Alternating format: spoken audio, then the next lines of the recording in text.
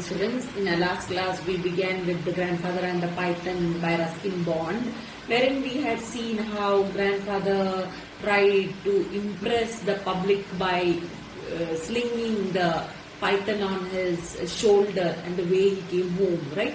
Wherein grandmother disliked or she did not withstand any snake, right?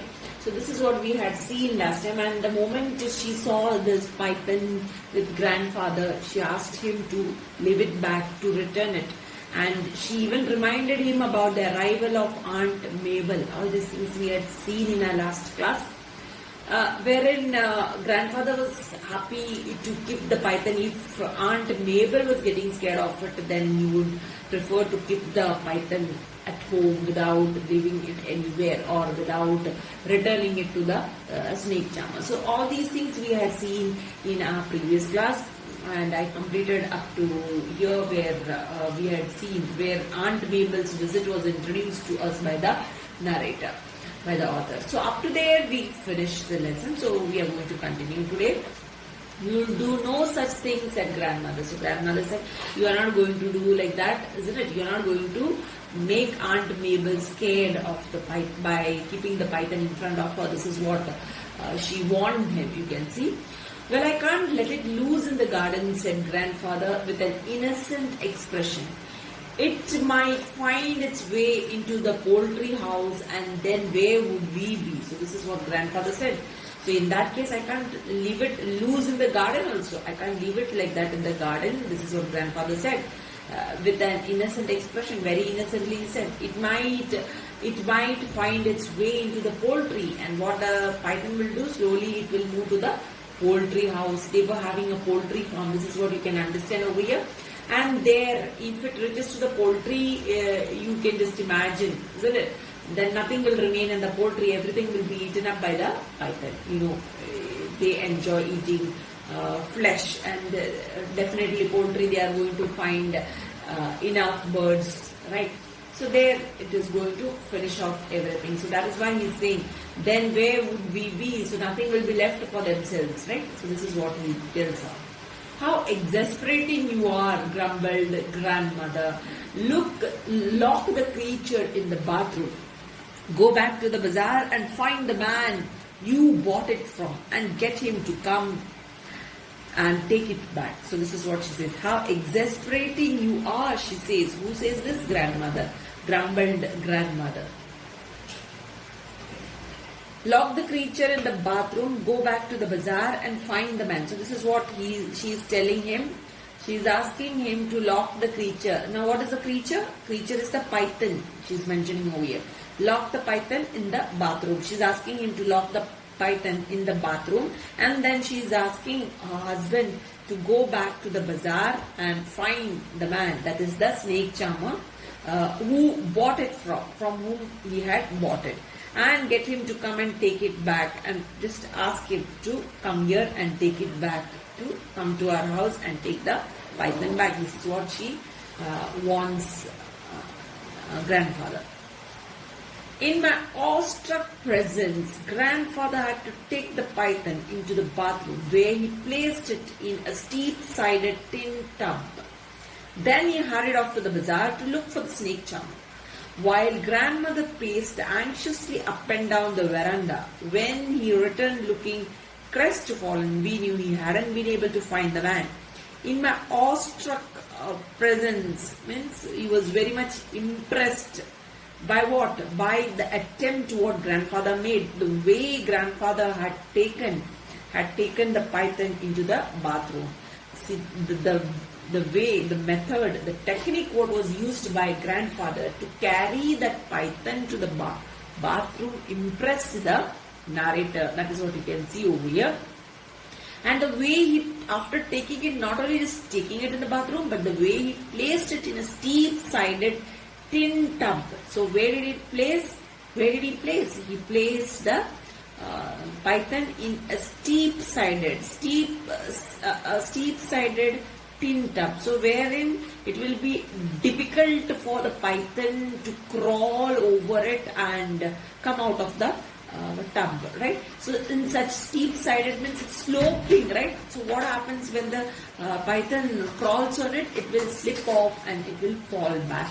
So for that, so that the python should not move out very easily, he had placed it in such a tub, okay, that too tin tub, which is very smooth and which makes the python crawl difficult, right?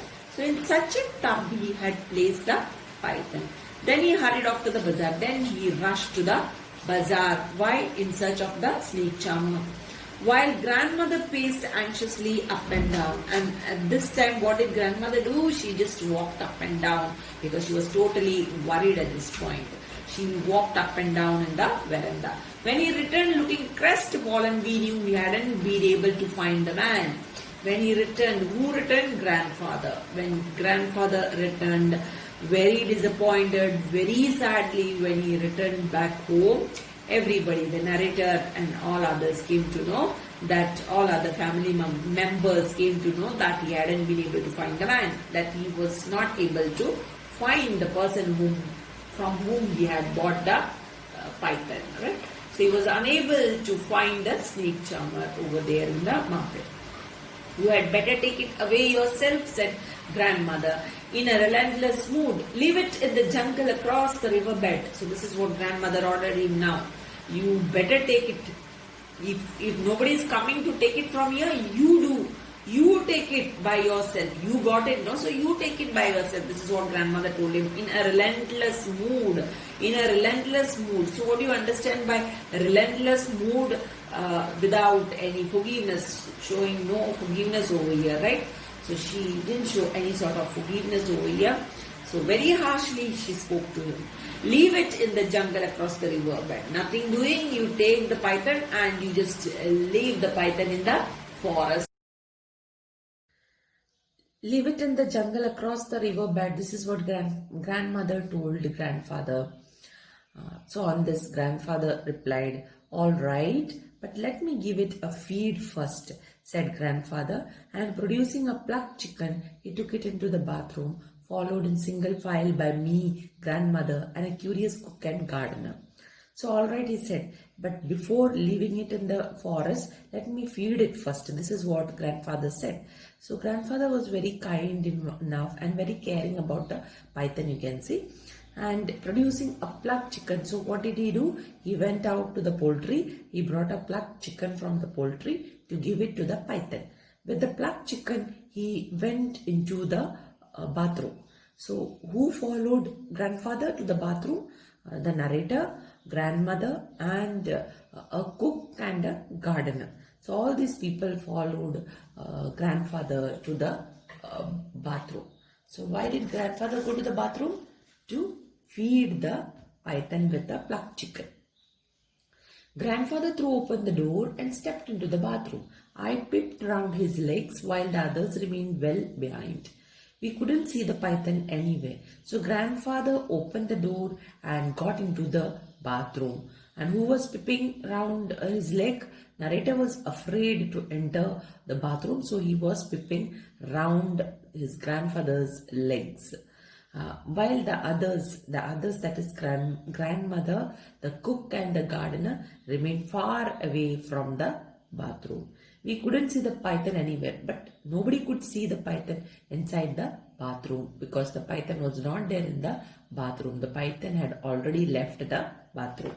He's gone, announced grandfather. He must have felt hungry. So grandfather said he has gone. Okay, he's not there inside the bathroom. This is what grandfather said loudly. Maybe he's hungry, that is why he left the bathroom. This is what grandfather said. On hearing this, the narrator said, I hope he isn't too hungry. I said, who? The narrator said, okay. So I hope if he is too hungry, he will do some damage to the poultry or to anybody else. That is why he said like that. We left the window open, said grandfather, looking embarrassed. So grandfather was ashamed because he had done a mistake over here. What was the mistake? That he left the window open. That is why it gave the python way to go out of the bathroom. A careful search was made of the house, the kitchen, the garden, the stable, and the poultry shed, but the python couldn't be found anywhere. Then they searched everywhere. They searched in the entire house. They searched the kitchen, the garden, the stable, the poultry shed, and everywhere. Okay, but they couldn't find the python anywhere. Nowhere the python was. He'll be away by now, said grandfather reassuringly. So over here, grandfather said very reassuringly. Reassuringly means with confidence he said, he'll be away by now. He must have gone away, far away. He might have left the place very far, right? So that is what grandfather said. I certainly hope so, said grandmother, who was halfway between anxiety and relief, right? So grandmother also said, I hope so, that he might have gone too far. Who? Grandmother said, who was halfway between anxiety. She was half the way anxiety and relief. She was half the way in the sense she was nervous as well as she was relaxed at this point. Okay, that is by half the way. So halfly she was nervous and partly she was relieved also. Why she was nervous? Because of the python which already left the bathroom, what it might be doing outside, right? She was afraid of it, and relieved because thinking on the other hand it might have gone very far. So thinking that, she was feeling relief. So she was having these two mental situations at this point. Aunt Mabel arrived next day for a 3-week visit, and for a couple of days grandfather and I were a little apprehensive in case the python made a sudden reappearance. But on the 3rd day, when he didn't show up, we felt confident that he had gone for good. So Aunt Mabel, as it was scheduled, Aunt Mabel arrived the very next day. She came to their place for a 3-week visit. So she's going to spend 3 weeks in their house. And for a couple of days, grandfather and I were a little apprehensive for a few days. For 2 days, grandfather, couple of days means for 2 days, grandfather and the narrator were apprehensive. Apprehensive means they were afraid. Why they were afraid? In case the python made a sudden reappearance, right? If all of a sudden the python reappeared, but it didn't happen so. But on the 3rd day, when he didn't show up, we felt confident that he had gone for good. So 3rd day, so after two days, they were afraid it might come back, right? So they were afraid for 2 days. And 3rd day, on the 3rd day also, they didn't see the python. On not seeing the python on the 3rd day, they felt relaxed. They thought that the python might have really gone from there. So they felt it. In the guava tree, she gasped. I was reaching for a guava when I saw it staring at me, the look in its eyes as though it would devour me. So in the guava tree, guava is a fruit, all of you know that, right? She gasped. So why she gasped? Because she came running from there and she was afraid. So she was speaking in a breathless manner. I was reaching for a guava. So she was reaching for the fruit of the guava tree when I saw it staring at me. So she says that at that point when she was reaching to the guava, she happened to see the python looking at her. The look in its eyes as though it would devour me. So the way the python looked at her, it looked as if it is going to swallow her, right? So devoured me. So that is why she was afraid. It looked as if the python is going to eat her at that very moment, swallow her at that very moment. Calm down, my dear, urged grandmother, sprinkling her with eau de cologne. Calm down and tell us what you saw. So she told her to calm down. Who? Grandmother. Grandmother told Aunt Mabel to cool down. Sprinkling her with eau de cologne. So what is this eau de cologne? Eau de cologne is a type of perfume. So she sprinkled this perfume on Aunt Mabel. calm down and tell us what you saw. So this is what she told her. You just calm down and then you tell us what you saw over there on the guava tree. A snake, sobbed Aunt Mabel, a great boa constrictor. It must have been 20 feet long in the guava tree. Its eyes were terrible. It looked at me in such a queer way. So this is what she said. A snake. So she said she saw a snake. Who said this? Aunt Mabel. A great boa constrictor. It must have. Boa constrictor means a large tropical American snake, right? That is python. This boa constrictor means a snake which swallows someone, right? Which squeezes people and swallows. That is a python, right? It must have been 20 feet long. So this is what she explained about the snake. So it must have been 20 feet long. So it is 20 feet long in the guava tree. So this is what she said. This is what she saw in the guava tree. Its eyes were terrible. So she was afraid looking at it. Its eyes were terrible. It looked at me in such a queer way. So what does it mean? It looked at her, at Aunt Mabel, in a very strange way. And then she just stopped her words. You can see the dots. She was unable to speak over here. She stopped because of the fear what she had in her mind after seeing the python. My grandparents looked significantly at each other, and grandfather said, I'll go out and kill it, and sheepishly taking hold of an umbrella, sallied out into the garden. But when he reached the guava tree, the python had disappeared. So the narrator's grandparents looked significantly at each other. They looked at each other, both of them. And then grandfather said, I'll go out and kill it, and sheepishly taking hold of an umbrella, sallied out. So then grandfather said, I will go out and kill the python. And sheepishly means with embarrassment, okay? With embarrassment, he took hold of an umbrella. With the umbrella, he went. This is because of the fear of grandmother's look. Grandfather went with the umbrella as if he's really going to kill the python. In that manner, he just walked out into the garden. But when he reached the guava tree, the python had disappeared. But the moment he reached near the guava tree, the python was not there. It disappeared. The python had disappeared. Aunt Mabel must have frightened it away, I said. So the narrator said, Aunt Mabel must have frightened it. The way she screamed, the way Aunt Mabel came. So with that, the python might have got scared. This is what the narrator told them, right? And it might have gone. Hush, said grandfather. We mustn't speak of your aunt in that way. But his eyes were alive with laughter. Okay. So hush. So when the narrator said like this, the Aunt Mabel might have frightened the python. This is what grandfather stopped him from saying so, and he said, you mustn't say like that of your aunt in that way. This is what he told the narrator. But at the same time, his eyes were alive with laughter. He too was feeling like laughing. Who? Grandfather. He too enjoyed the joke at this point, but then he asked the narrator to control it and not to say so in front of Aunt Mabel. After this incident, the python began to make a series of appearances, often in the most unexpected places.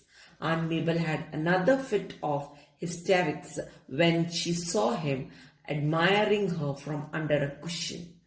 She packed her bags, and grandmother made us intensify the hunt. Okay, after this incident, after the incident of the guava tree, the python began to appear, started coming in all the unexpected places.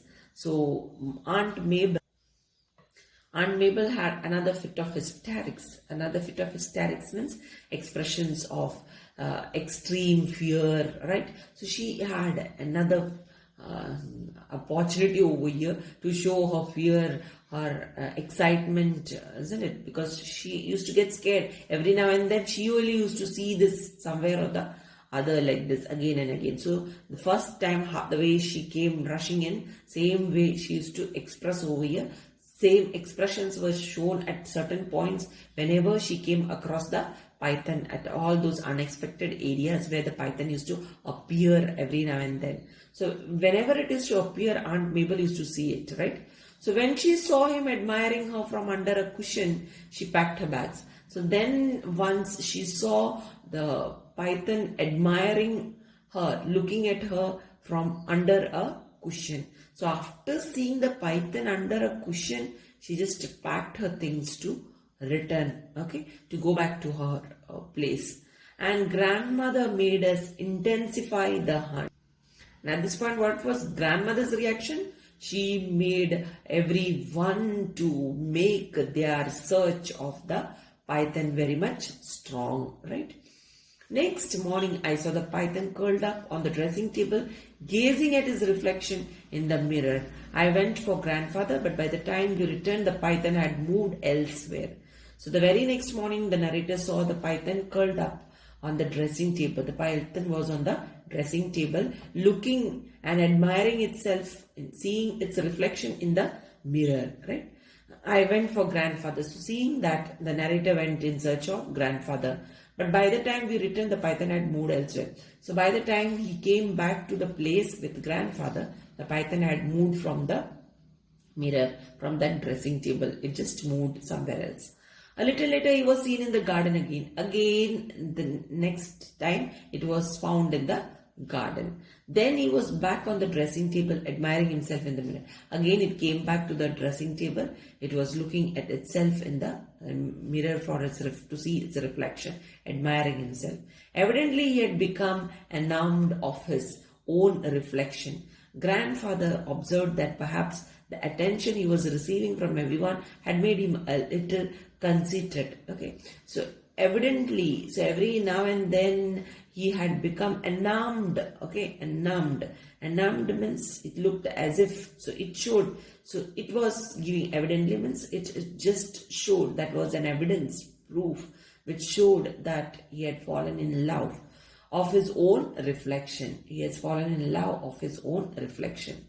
Grandfather observed that perhaps the attention he was receiving from everyone had made him a little conceited. So grandfather felt that this attention, so everybody was after him, searching for him, said, so he was receiving this attention he was receiving. So you can understand from here, the python was an attention seeker. So the attention what he was receiving from everyone had made him much more conscious about his own self, about his own beauty. Okay, today I'll wind it up to here. In the next class, we'll continue with the next part of it. Till then, read the lesson and learn the meaning.